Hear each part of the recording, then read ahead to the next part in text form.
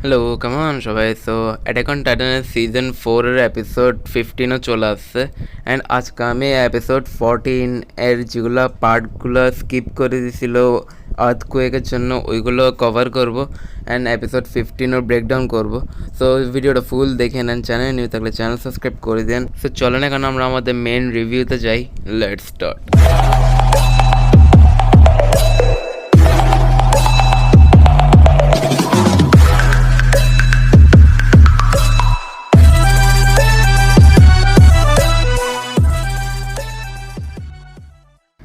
So episode 14-এর যে পার্টগুলো দেখায় নাই আর্থকুয়েকের জন্য ওইগুলো এই উইক দেখাইছে।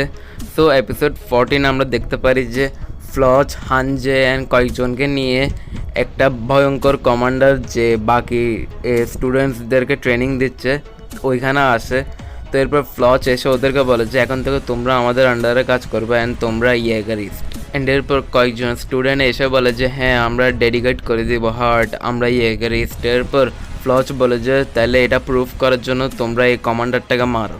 অ্যান্ড এরপর সবাই শকটে যায় অ্যান্ড ভয়ও পায় যে এই ভয়ঙ্কর কমান্ডারটাকে কেমনে মারবে। অ্যান্ড এরপর একটু ওরা চিন্তা করে অ্যান্ড এরপর সব স্টুডেন্টরা মিলে এই ভয়ঙ্কর কমান্ডারটাকে ধোলাই করে দেয়। অ্যান্ড এরপর সিন আমরা দেখতে পারি যে আর্মিন, কনি অ্যান্ড বাকি জনদেরকে একটা রুমের ভিতর রাখছে। অ্যান্ড এরপর আমরা দেখতে পারি যে এরেন একটা জানলার পাশে বসে আছে। অ্যান্ড এরপর এখানে আমরা দেখতে পারি যে লিভাই জিককে একটা গাড়ির মধ্যে করে নিয়ে যাচ্ছে অ্যান্ড জিকের ভিতর একটা থান্ডার স্পিয়ার ঢুকে রাখছে। অ্যান্ড ওকে বলে যে যদি তুই একটু মুভ করস তাহলে থান্ডার স্পিয়াররা অ্যাক্টিভেট হয়ে যাবে। অ্যান্ড এরপর যেন জিক আবার বিস্ট টাইটানে ট্রান্সফর্ম না হয় লিভাই তার পা কেটে দেয়। অ্যান্ড এগুলো দিয়ে এপিসোড 14-এর এন্ড হয়ে যায়। সো এপিসোড 15টা বলতে গেলে পুরো জিককে নিয়ে অ্যান্ড আমরা জিকের ক্যারেক্টারটা নিয়ে অনেক কিছু জানতে পারছি অ্যান্ড জিকের পাস্টও। সো এপিসোডের ফার্স্ট আমরা দেখতে পাই যে জিকের ব্যাক স্টোরি। সো জিকের প্যারেন্টস মানে গ্রিশা অ্যান্ড ডিনা অ্যান্ড জিকের সাথে ওরা একটা দেওয়ালের পাশে দাঁড়াই ছিল। অ্যান্ড এরপর ওইখানে একটা মানুষ আসে অ্যান্ড এরপর ওদের গায়ে পানি মেরে দেয় অ্যান্ড বলে যে তোরা এলডিএন, তোদের এখানে আসার কোনো যোগ্যতা নাই। বাট ওরা এখানে পারমিশন নিয়ে আসছিল। অ্যান্ড এরপর ওরা বাসায় চলে যায়। অ্যান্ড এরপর গ্রিশা ইয়েগার জিককে বলে যে তোমাকে একটা সাকসেসর হইতে হবে টাইটান শিফটারের, যেন আমরা রেসপেক্ট পাই অ্যান্ড আমাদের প্ল্যানটা আগে বাড়াইতে পারি। অ্যান্ড এরপর গ্রিশা ইয়েগার জিককে তার গ্র্যান্ডফাদার মানে গ্রিশার আব্বুর কাছে রেখে চলে যায় একটা কাজের জন্য। অ্যান্ড কাজ মানে হচ্ছে যে কোনো একটা প্ল্যানিং করার জন্য যাচ্ছে। অ্যান্ড এরপর ওইখানে জিকের দাদা ওকে বলে যে এলিয়েনরা কী করছে পাস্টে অ্যান্ড 1200 বছর আগে একটা ট্র্যাজেডি হয়েছিল। অ্যান্ড এরপর জিক বলে যে আমার আব্বু আমাকে সব কিছু শিখাইছে। অ্যান্ড এরপর জিকের দাদা বলে যে তাহলে ওকে সব কিছু শিখাইছে তাহলে। অ্যান্ড এরপর জিক বলে যে আমি ওয়ারিয়ার হইতে চাই। অ্যান্ড এরপর জিক এমনিতেই কোনো একটা ফিট ক্যান্ডিডেট ছিল না কোনো কাজের জন্য, মানে হচ্ছে এর থেকে ফিজিক্যাল স্ট্রেংথও ছিল না অ্যান্ড স্কিলসও ছিল না তেমন। অ্যান্ড একদিন জিক তার ট্রেনিং থেকে একটু তাড়াতাড়ি চলে আসছিল বাসায়। অ্যান্ড এরপর গ্রিশা জিককে বলে যে আসো তোমাকে আর একটু পড়াই। অ্যান্ড এরপর গ্রিশা জিককে পড়াই যে এই যে দুইটা ট্র্যাজেডি হয়েছিল অনেক বছর আগে সেগুলো সব মার্লেরাই বানিয়েছিল অ্যান্ড ওইগুলো সত্যি ছিল না। অ্যান্ড এটা ওরা করছে যেন ওরা এলডিএন্সদেরকে গিল্টি প্রমাণ করতে পারে অ্যান্ড ওদের দিয়ে কাজ করাতে পারে। অ্যান্ড একদিন জিক ঘরে যেতেছিল অ্যান্ড এরপর রাস্তায় ও একটা মানুষকে দেখে যে হচ্ছে যে বিস্ট টাইটানের আগের হোল্ডার, মানে এখন তো জিক হোল্ডার বিস্ট টাইটানের অ্যান্ড জিকের আগের যে হোল্ডারটা ছিল সে হচ্ছে এ। অ্যান্ড এরপর এই বিস্ট টাইটানের আগের হোল্ডারটা জিককে বলে যে এই টাইটানটা ওয়ারে কোনো কাজে আসে না অ্যান্ড যে বিস্ট টাইটানের আগের শিফটারটা আছে তার মেন জিনিস হচ্ছে যে এর টাইটানদেরকে রিসার্চ করতে চাই। অ্যান্ড এরপর ওরা কিছু কথা বলে অ্যান্ড এরপর ওরা একসাথে ক্যাচ খেলা শুরু করে। অ্যান্ড এরপর সে বিস্ট টাইটানের আগের হোল্ডারটা জিককে বলে যে তোমার থ্রোয়িং অ্যাবিলিটি অনেক ভালো। অ্যান্ড এরপর জিক যখন বাসায় যায় ও শুনতে পারে যে ওর আব্বু অ্যান্ড আরও অনেকজন কী নিয়ে জানি কথা বলতেছে। অ্যান্ড এরপর জিক এটা চুপে শুনে অ্যান্ড এরপর জিক ধরা খেয়ে যায়। অ্যান্ড এরপর জিক জানতে পারে যে তার আব্বু তাকে পছন্দ করে না বিকজ সে এক্সামে ফেল করছে। বাট জিকের আব্বু গ্রিশা ওকে আবার ট্রেনিংয়ে পাঠায় অ্যান্ড সেকেন্ড বারে যেন পাস হয়ে যায় ওইটাই আশা করে।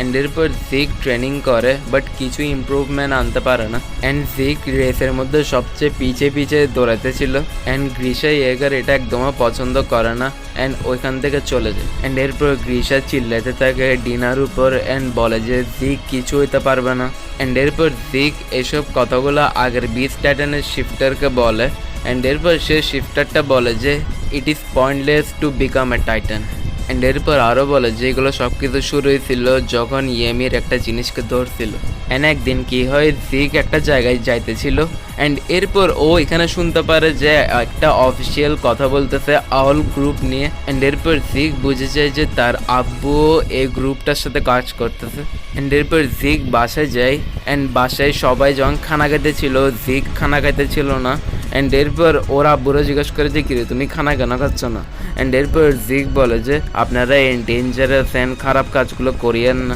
অ্যান্ড আপনারা যদি ধরা খেয়ে যান আপনাদেরকে প্যারাডাইস আইল্যান্ডে পাঠাতে হবে অ্যান্ড টাইটানও বানায় দেওয়া হবে অ্যান্ড এরপর গ্রিশা জিককে বলে যে আমি তোমাকে এতদিন ধরে যেগুলো পড়াচ্ছি ওইগুলো তুমি এখন পর্যন্ত বুঝো নাই অ্যান্ড এরপর গ্রিশা জিককে আরও অনেক কথা বলে অ্যান্ড এরপর জিক ওইগুলো আগের বিচ টাইটানের ও শিফটারকে বলে অ্যান্ড এরপর সে বিচ টাইটানের আগের ওনারটা জিককে বলে যে তুমি তোমার আব্বু আম্মুকে ধরা খাওয়াই দাও মার্লের কাছে অ্যান্ড তোমার লয়্যালটিটা প্রুভ করো অ্যান্ড এরপর তোমাকে একটা ওয়ারিয়ার ক্যান্ডিডেট বানানো হবে অ্যান্ড এটার ফলে তোমাদের ফ্যামিলির মধ্যে দুইজনকে বাঁচাতে পারবা তুমি, এক হচ্ছে তুমি, এক হচ্ছে তোমার দাদা।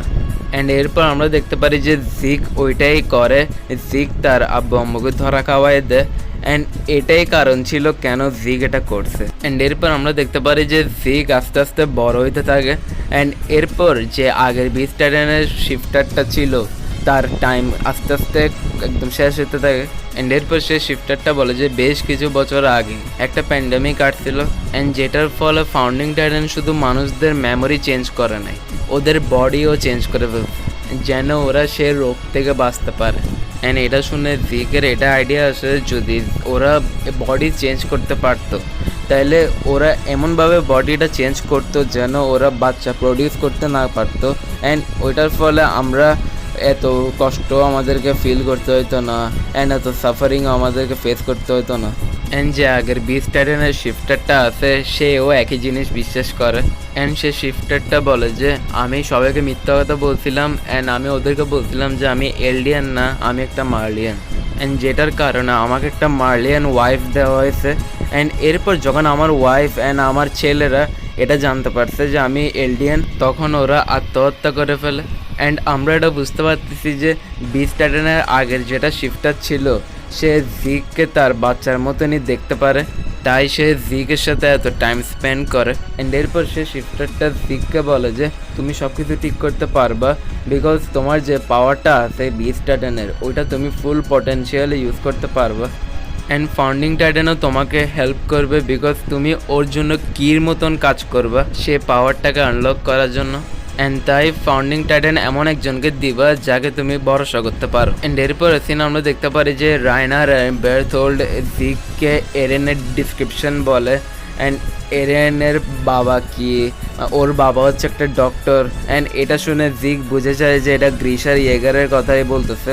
অ্যান্ড এরপর আমরা দেখতে পারি যে মার্লের মধ্যে যখন জিক আর এরেন একসাথে মিট আপ করছে অ্যান্ড এরপর জিক এরেন থেকে তার ওপিনিয়ন জিজ্ঞাসা করে অ্যান্ড এরপর এরেন বলে যে আমার কাছে আমার আব্বুর মেমোরিগুলো আসছে যে 4 বছর আগে। অ্যান্ড এরপর জিক বলে যে তো তোমার কি মনে হয় সে যেটা করছে ওইটা কি ঠিক?